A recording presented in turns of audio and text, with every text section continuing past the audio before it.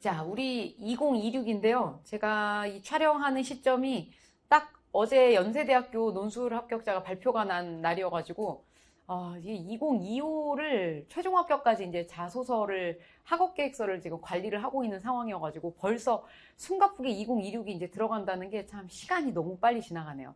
아마 여러분들도 내년 이맘때쯤이면 연세대학교 학업계획서를 저하고 정리하고 계시겠죠. 그런 날이 눈 감았다 뜨면 오는 것 같아요. 저도 작년 합격생들 그리고 그 전년도 합격생들 막 같이 모여 있으면 네가 몇 년도 합격이지? 너무 헷갈리고 시간도 너무 빨리 지나가니까 뭐 벌써 졸업하네 어쩌네 뭐 이런 얘기 또 하거든요. 그래서 우리 학생들 중에서 지금 취업 준비하는 친구들도 있고 이미 취업에 성공한 친구들도 있는데 취업 준비하는 친구들이 뭐라고 얘기를 하냐면 그래도 또 그때가 또 나름 좋았다. 뭐 이런 막 이상한 소리를 하는 것 같은데, 연세대학교나 고려대학교의 그 합격이라는 것만 목표로 쭉 달려왔을 때는 되게 또 퓨어했다. 근데 지금은 또 너무나 극심한 경쟁에 있는 것 같아서 너무 힘들다고 얘기하면서 무슨 얘기를 하냐면, 그때를 즐겨라.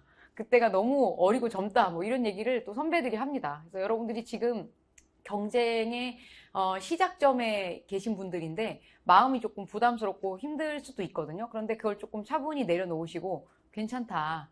충분히 합격할 수 있다. 이런 자신감으로 좀 시작을 해주셨으면 좋겠습니다.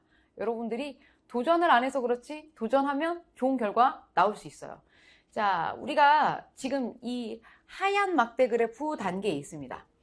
여기까지 간다는 거는 이제 여러분들이 시간이 그만큼 지났다는 것을 뜻하는데 기초과정을 2달씩 우리가 갈 거예요. 1, 2월, 그리고 기본 3, 4월, 응용, 그리고 응용이 5, 6월, 그리고 도표 분석이 7, 8월 이렇게 될 겁니다. 그래서 여러분들이 저하고 도표에 대해서 막 뭔가 훈련을 하고 계시면 그때가 이제 실전 과정을 얼마 남기지 않은 상태가 되었다는 것을 의미하거든요. 그래서 여러분들이 이제 실전 심화 과정에 들어가면 아마 9월, 10월, 11월 이렇게 될 겁니다. 제가 가장 중요하게 생각하면서 합격생들이 회고했을 때 어떤 시점에서부터 논술 실력이 성장했느냐라고 질문을 하면 어떤 과정이 가장 좀 결정적이었냐, 내 실력을 증대시키는 아주 결정적인 코스가 뭐였냐고 물어보면 대부분의 학생들이 한 80% 정도가 이 정도 시점을 얘기를 해요.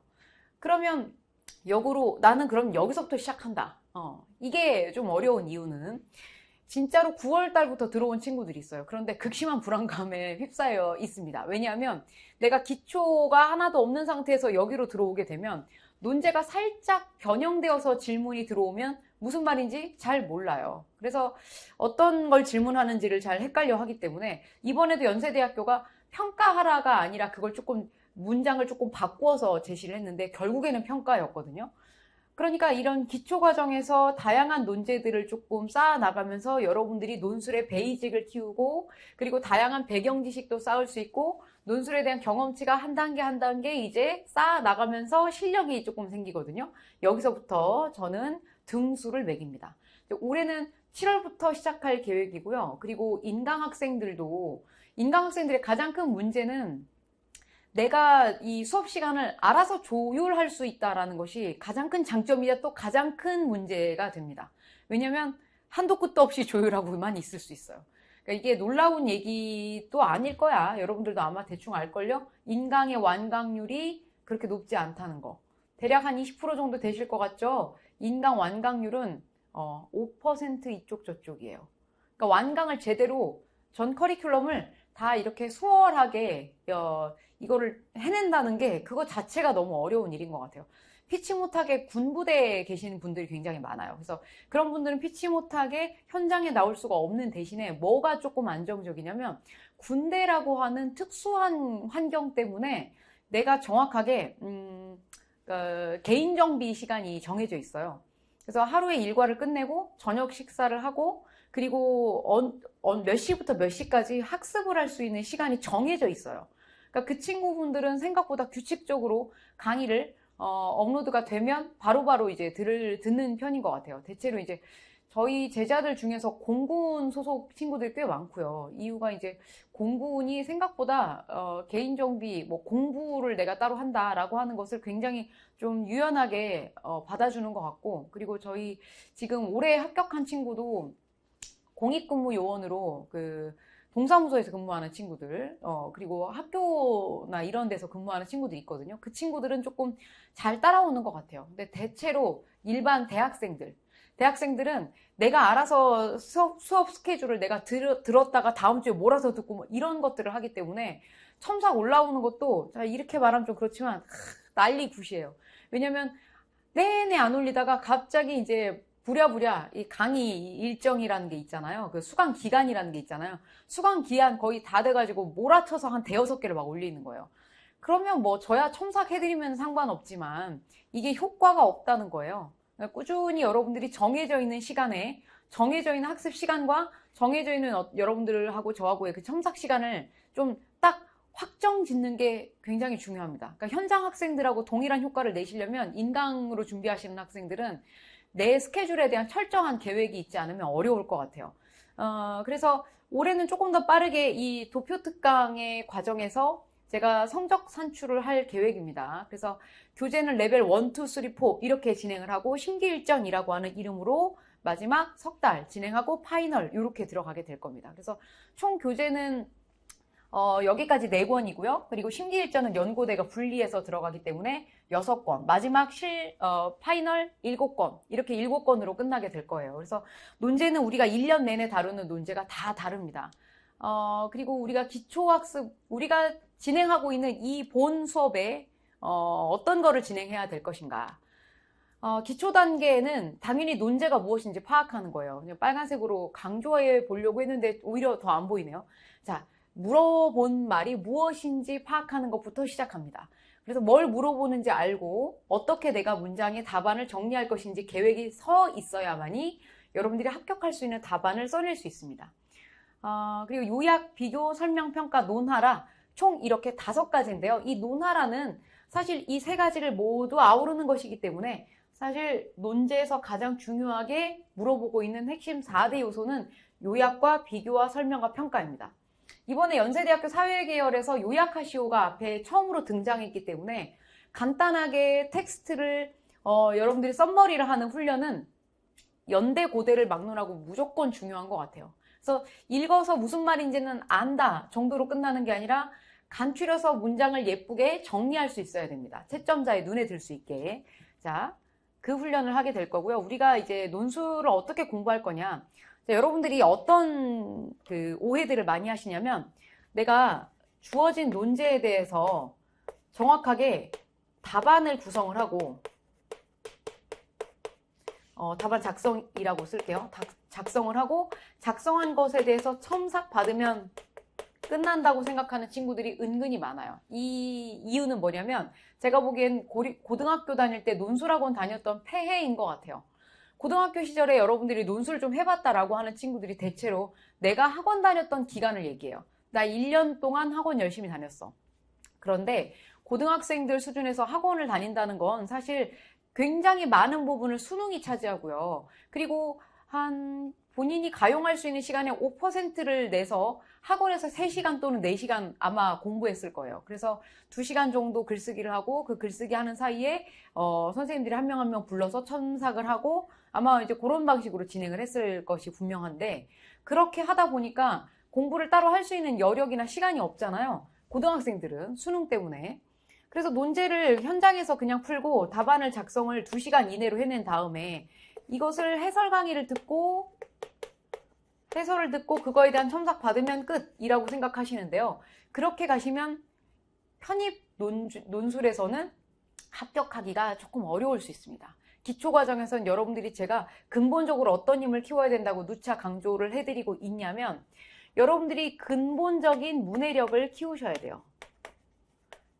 근본적인 문해력, 문장을 해석할 수 있는 힘과 그리고 결국 근본적인 여러분들의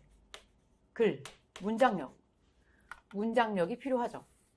문장력이라는 건 별거 없기는 해요. 남이 읽었을 때 좀 잘 이해될 만한 표현력을 갖추는 거죠. 그래서 여러분들이 제가 문해력과 문장력 두 부분을 계속 수정을 해드리면서 훈련을 해드릴 건데 그 훈련 과정에서 여러분들이 따라주셔야 되는 게 있어요. 제가 해라라고 하면 그것만 잘 따라해 주시면 여러분들 올해 안에 누구나 합격할 수 있습니다. 하라고 한 걸 안 해서가 문제예요. 대체로 뭘 안 하냐? 처음에 논제는 풀어오거든요. 대학생들 수준이기 때문에 과제를 안 해오는 친구들은 저는 거의 못 봤어요. 진짜 단 한 명도 못 본 것 같아요. 작년에 제가 현장에서 200여 명 이상의 학생들을 가르쳐 보면서 과제를 안 해오는 친구는 진짜로 못 봤어요. 그러니까 대학생들은 그 정도는 하는 것 같아요. 그리고 그렇게 해결하기 어려운 과제도 아니거니와 시간을 들이면 충분히 할 수 있거든요. 그래서 이 논제를 풀어오는 거는 여러분들이 기본적으로 다 하시는 것 같아요. 그래서 1차 답안 작성이 주어진 과제를 해결하는 거예요. 과제 작성이죠. 그러면 우리 그 현장 수강 기준으로 여러분들에게 말씀을 드리면 우리가 지금 목요일 날 진행을 하고 있잖아요. 자, 명확한 해설 강의를 제가 수업 현장에서 해드릴 거예요. 대신 여러분들이 1차를 써오셔야 되겠죠. 물론 오늘 수업은 현장에서 여러분들이 미리 교재를 받거나 그러지 못했기 때문에 아마 오늘은 저하고 뭐를 진행하게 될 거냐면 논제 요구 조건의 4가지 요소에 대해서 자세하게 아마 학습을 하실 거예요. 그런데 이거는 들어도 부족하지 않습니다. 그러니까 넘치지 않습니다. 들어도 오히려 부족해요. 그래서 아마 6개월 과정은 계속 논제가 뭐고 이 논제는 이렇게 풀어야 돼. 이건 이렇게 풀어야 돼. 답안 구성을 해야 돼. 라고 하는 거를 제가 계속 설명해 드릴 거니까 오늘 들으셔서 완벽하게 이해가 안 되셨다 하더라도 괜찮습니다. 일단 다음 주부터의 수업 과정이라고 생각하시면 될 것 같아요. 요거는. 그래서 해설 강의를 들으면 여러분들이 스스로 이 강의를 바탕으로 어떤 부분이 문제가 있는지를 수정할 수 있습니다. 이런 걸 뭐라고 얘기를 하냐면 여기서부터 여기로 자가첨삭이라고 얘기를 할 수 있어요. 그러니까 제가 첨삭을 안 해드리겠다는 게 아니라 제가 첨삭을 해드리거든요. 해드리는데 그 전에 여러분들이 스스로 내 문장에서의 문제점을 스스로 찾아낼 수 있어야 됩니다. 아, 내가 강의를 들었는데 일단 첫 번째로 과제를 썼는데 그걸 강의를 들었을 때 다시 세 번째 내가 쓴 글을 다시 돌아보고 이게 문제였네 라는 걸 찾아낼 수 있다는 거는 그만큼 독해의 수준이 높아졌다는 얘기고 논제에 대한 이해가 완벽해졌다는 뜻이거든요. 그래서 여러분들이 스스로 내가 무엇을 틀렸는지 한번 첨삭을 해보기는 하셔야 돼요. 근데 이런 경우들이 생길 수 있습니다. 자가첨삭의 좋은 점은 뭐냐면 당연히 내 스스로 사고해 볼 수 있는 아주 주체적으로 문장을 업그레이드 할 수 있는 힘이 생겨요. 문장 수준의 향상을 도모할 수 있습니다. 그리고 또 한 가지는 뭐냐면 내 스스로 여기 문장을 다시 보니까 이상한데 이거 뭐라고 고쳐야 될지 모르겠다. 이게 문장이 이상한데 내가 잘 안 고쳐지네 라는 부분이 있어요. 그런 부분을 저한테 밑줄 그어서 저 이 부분이 수정이 안 되는데 이 부분이 조금 이상하다. 수정을 요청하면서 제가 설명해 드리겠죠. 이 문장이 어색해 보이는 이유는 비문은 아닌데 문장의 구조가 이렇게 돼 있어서 그게 조금 아쉬운 거야. 혹은 비문은 아닌데 동호 반복적인 표현 때문에 조금 어색한 것처럼 보이는 거야. 제가 이렇게 설명을 해드리면 그때 당시에는 이해를 하지만 그 다음에 또 실수할 수 있어요. 근데 또 듣고 하다 보면 나의 문장 수준이 계속 성장해요. 제가 왜 여러분들한테 반드시 이 자가첨삭의 과정을 거치라고 말씀드리냐면 여러분들이 시험장에서 제가 없는 상태를 경험하실 거잖아요. 시험장에서 여러분도 혼자 읽고 혼자 쓰셔서 내가 쓴 문장이 뭔가 어색하면 스스로 지우고 다시 써보는 게 여러분들 스스로 갖춰야 될 힘이에요. 그러니까 내가 혼자 써볼 수 없으면 이건 안 되거든요. 그래서 내가 문장을 스스로 써서 고쳐볼 수 있는 힘을 키우시는 게 가장 중요한 것 같아요. 그래서 여러분들에게 요거를 한번 해보라고 저는 권하고 있습니다. 자가첨삭을 하고 나서 여러분들이 수정을 할 게 있으면 저한테 글을 2차 답안 작성한 걸 저한테 보내실 거예요. 저한테 그걸 들고 오거나 보내시거나. 그래서 이제 첨삭이 이루어지면 첨삭 받은 부분이 제가 옆에 쭉 메모를 해드리거든요. 인강도 아마 그런 식으로 진행이 될 건데 메모를 해드리면 그거 받고 그냥 만족하고 끝내시는 게 아니라 그 첨삭 받은 걸 그대로 문장을 다시 한번 써보셔야 돼요. 복습은 2가지인데 첨삭 받은 내용을 내용을 다시 문장을 답안을 다시 정리를 하는 거예요. 지우개 날라갔네요. 답안을 다시 한번 써보는 거죠. 그러니까 전체적으로 답안이 다 문제가 아니라 그 중에 어떤 부분이 조금 아쉽거나 그런 게 생겨요. 그래서 그걸 여러분들이 아마 해보실 거예요. 답안 제작성을 할 거고요. 제작성. 그리고 그 다음에 두 번째는 뭐냐면 여러분들이 제가 쓴 답안을 여러분들이 필사해 보시는 거 되게 도움이 됩니다.